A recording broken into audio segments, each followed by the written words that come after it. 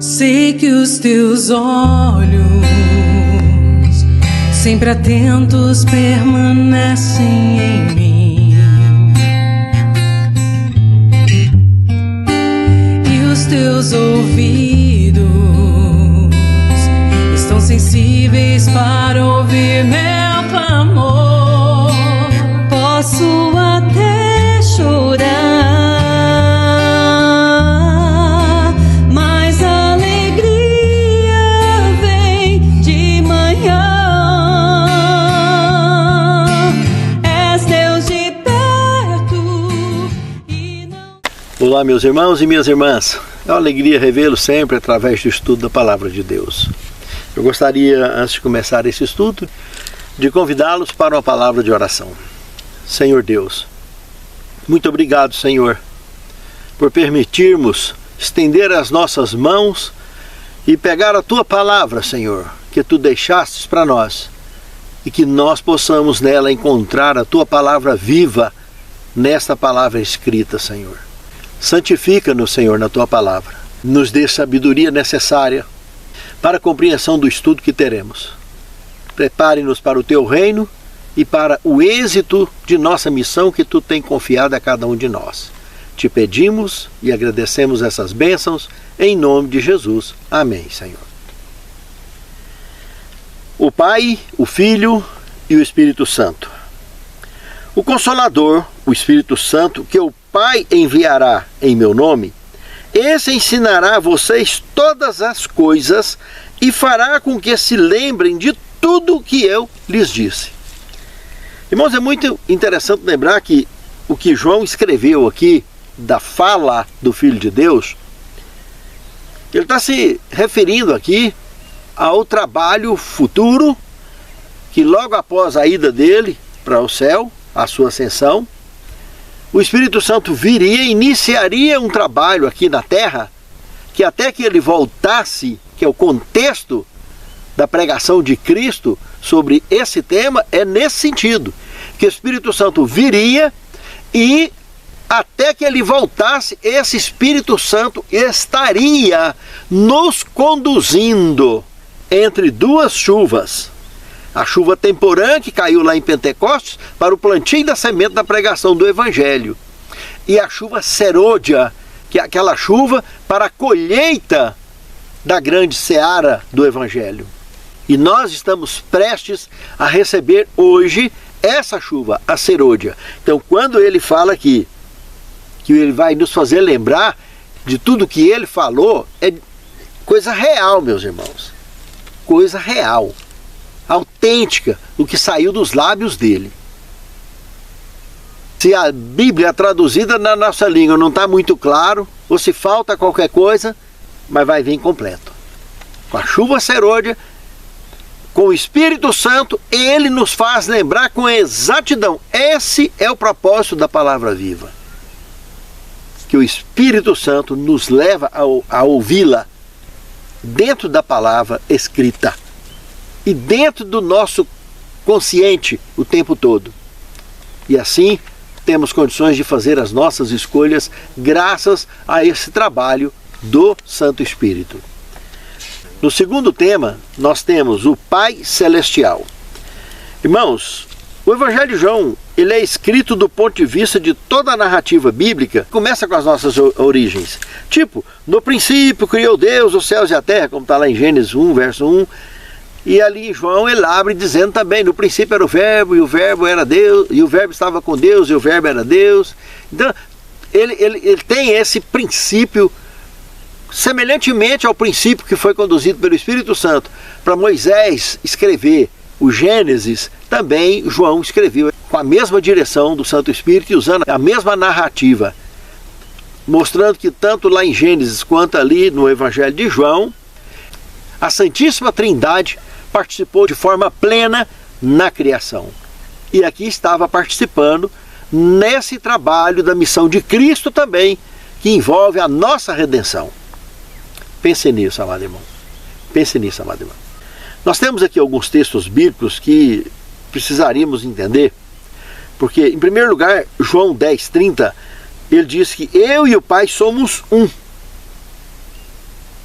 ele mostra que o Pai e ele têm um mesmo propósito com relação a nós. E ele ainda fala mais: se não faço as obras do meu Pai, não acredita em mim. É o que ele fala lá em João 10, 37. Se nós observarmos aqui João 3,16, mostra um amor inimaginável, que Deus amou o mundo de tal maneira que doou o seu unigênito para uma missão inimaginável, um amor inimaginável. Não temos como entender um negócio desse. Mas esse é o Deus maravilhoso.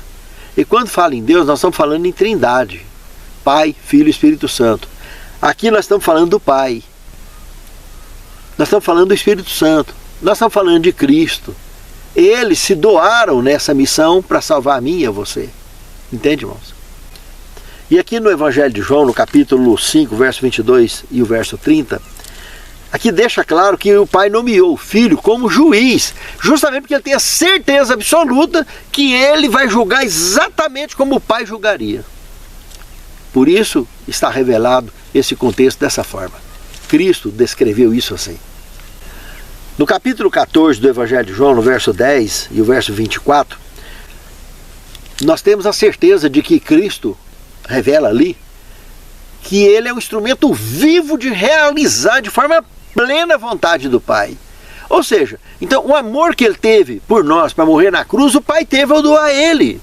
E o amor que ele tem para salvar a mim e a você, o Pai também tem. O Espírito Santo também tem. Entende, irmão? O que Jesus fala aqui no Evangelho de João, no capítulo 6, verso 45, citando o que está escrito no Antigo Testamento, que vocês serão ensinados por Deus, se cumpriu na vida e ministério dele, meus irmãos. Ele, um Deus, se faz homem e nos ensina. Ensina o quê? Ele não diz que tudo o que ele fala são palavras do Pai? Ele não está falando nada da vontade natural dele, espontânea, mas exatamente tudo o que o Pai lhes disse que deveria dizer? Então isso foi o que ficou escrito no Antigo Testamento, e ele confirma isso aqui com as suas próprias palavras e missão. E hoje, ao estudarmos o Evangelho, aprendemos com ele da mesma forma. E no capítulo 15, verso 16, capítulo 16, verso 23, nós vimos que tudo o que nós pedirmos em nome dele para o Pai vai nos conceder. Pode ter certeza. Então são formas que Cristo usou para abordar a todos nós da conscientização de que o Pai e ele é um só. O Pai, Filho e Espírito Santo é um só. Por quê? Deus é amor. Entende, irmãos? E nós não devemos jamais esquecer que a palavra Deus no hebraico é Elohim. Elohim não é singular, é plural. No princípio criou o Senhor Deus, Elohim, os céus e a terra. Está envolvendo os três. Então, plural. Preste bem atenção nisso. Jamais se esqueçam. Elohim, Pai, Filho e Espírito Santo. Três pessoas distintas que se resumem em amor. Um amor inimaginável. Terceiro tema, Jesus e o Pai. Irmãos, para concretizar a restauração do relacionamento quebrado, uma das três pessoas da divindade encarnou como ser humano. Assim como o Verbo se fez carne e habitou entre nós, manifestando a glória de Deus, como resultado a humanidade recebeu sua plenitude e graça, Jesus veio para declarar a glória de Deus para que o relacionamento rompido fosse restaurado, pelo menos para os que tivessem dispostos a aceitar pela fé e o que lhes é oferecido em Jesus Cristo. É isso aí, meus irmãos. Quem foi atrás foi Deus, assim que o casal caiu. Não foi eles que foram atrás de Deus, Deus é que foi atrás deles. E quando viu que estava muito difícil dele conseguir diretamente, dessa forma, ele enviou seu filho, para que através dele, Deus pudesse ser conhecido melhor por todos nós. E é o que está acontecendo hoje, graças ao ministério com êxito de Cristo na cruz do Calvário. Pense nisso, amado irmão. Pense nisso, amada irmã. Quarto tema. Conhecer o Filho é conhecer o Pai. Irmãos, o que nós podemos analisar aqui, em todos os textos bíblicos, João 7,16, 8,38, 14, 10 e 23, dentre vários outros textos, é que entre pai e filho, irmãos, existe uma harmonia absoluta. Ninguém destoa um do outro da divindade para nada com relação à visão que eles têm com relação a tudo que eles criou no universo.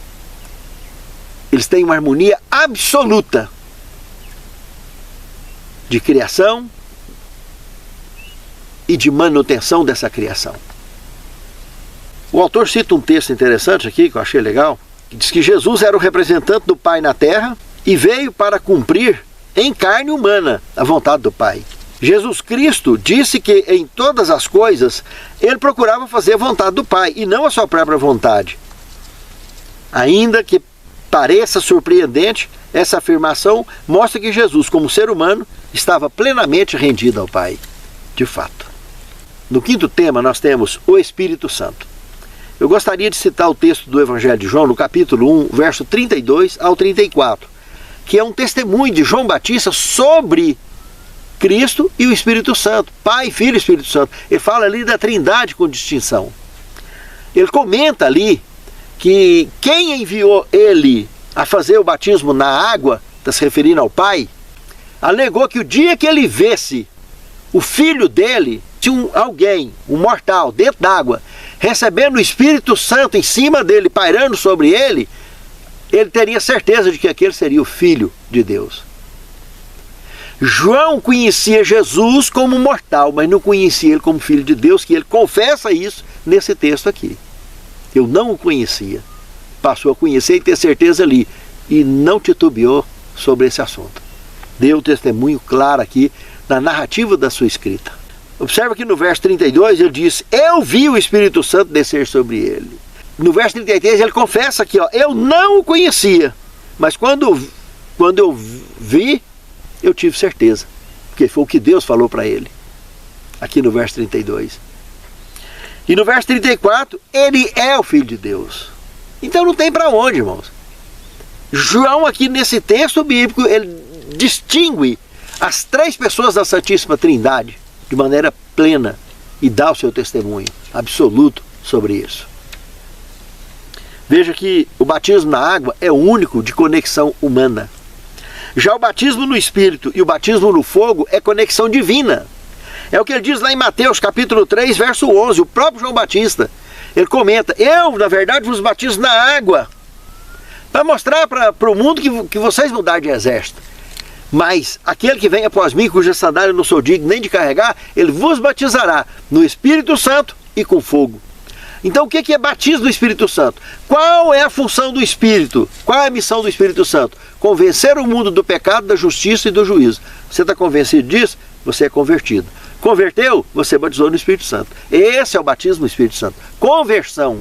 Porque você entendeu a missão do Espírito e aceitou a missão. Porque se você entende, não tem como não aceitar. Se você entendeu, você aceitou.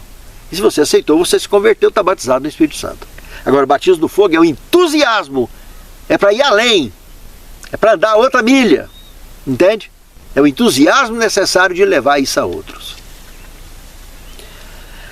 A oração de Jesus, sexto tema. Irmãos, o que nós temos no Evangelho de João, no capítulo 17, isso aqui é uma verdadeira triagem, irmãos, no relacionamento entre Deus e os cristãos. Entre os cristãos e a divindade. No capítulo 17, do verso 20 ao 21, ele chega até nós com essa triagem santa, que nos separa para o reino de Deus, irmãos. Ele ali expõe de maneira muito clara. Olha o que ele diz aqui, no capítulo 17, verso 20 ao 21. Eu rogo não somente por estes, mas também por aqueles que pela sua palavra hão de crer em mim, para que todos sejam um, assim como tu, ó Pai, és em mim e eu em ti, que o mundo creia que tu me enviastes. Viu só?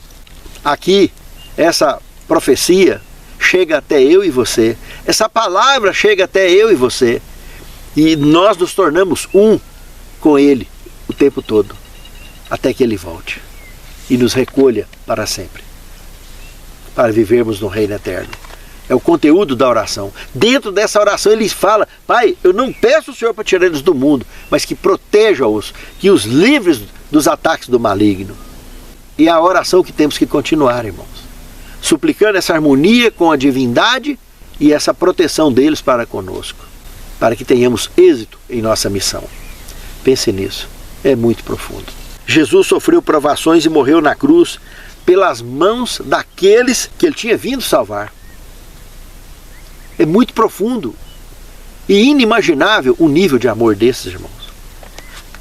No 7º tema, palavra viva.